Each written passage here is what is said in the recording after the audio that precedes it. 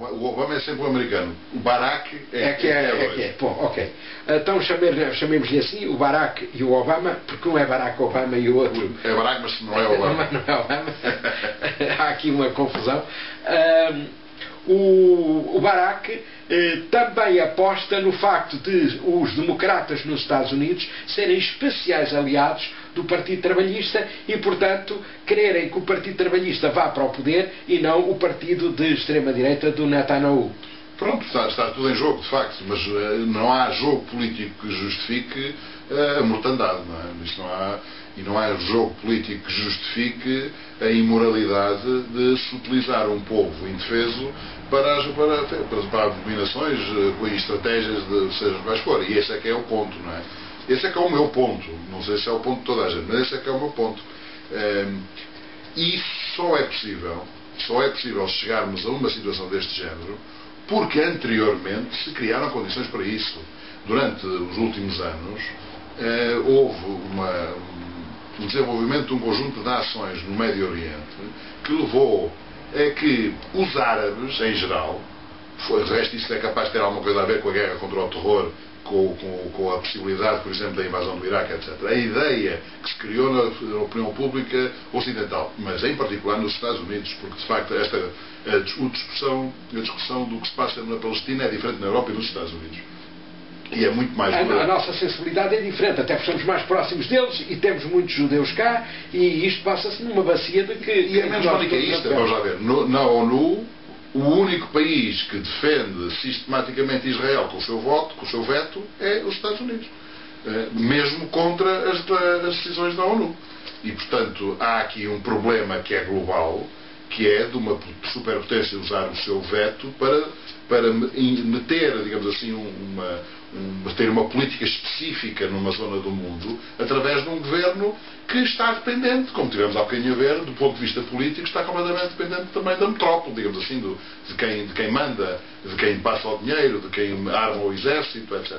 E esta situação é uma situação que, do ponto de vista israelita, também não é grande coisa. Ou seja, a possibilidade dos israelitas se autodeterminarem para viverem em paz é tão difícil, politicamente, como os palestinianos viverem em paz.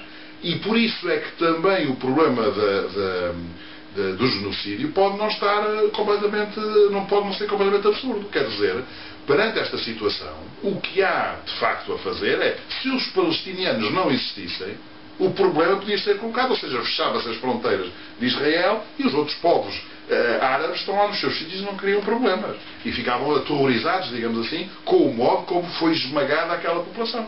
E esse efeito é, de facto, o efeito que Israel pretende, com certeza, mas é também o efeito que se vê no mapa, porque a faixa de Gaza é uma faixa pequena, mas apesar de tudo, onde os palestinianos estão arrumados, digamos assim. Do outro lado, como é que se chama? A Cisjordânia está completamente estilhaçada com os muros.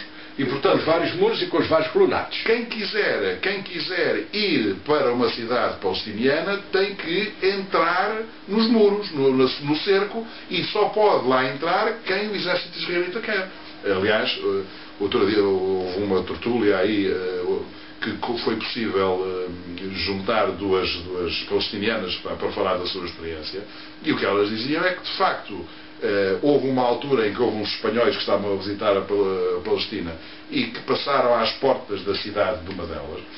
Ela reconheceu-os, não vinham juntos, não é? Mas ela reconheceu-os, que graça e tal, ainda bem e tal, venham visitar a minha casa, mas de repente percebeu que não era possível convidar as pessoas para casa, porque a tropa não tinha autorização, não podia, por simplesmente deixar. E isso causou-lhe, ela confessou, causou-lhe uma perturbação, porque para os árabes receber em casa tem uma hospitalidade, tem um significado de identidade, de segurança, de fraternidade, de identidade pessoal. E, portanto, ela entrou num rebuliço e entrou em conflito com os militares, que por acaso, enfim, não lhe fizeram nada, não teve consequências práticas, mas podia ter de um momento para o outro, naturalmente. E isto por uma razão muito simples. Porque, estando às portas de sua casa, não pode levar as coisas. Isto faz-me lembrar, de facto, quando eu estive na Roménia, que houve fiz-me amigo de um romeno e ele dizia, pá, agora para te poder levar à minha casa, preciso da autorização do governo, isso vai demorar uma semana, não temos hipótese de nos conhecer. Bom, e por aqui nos ficamos, porque estamos a chegar ao fim do nosso tempo.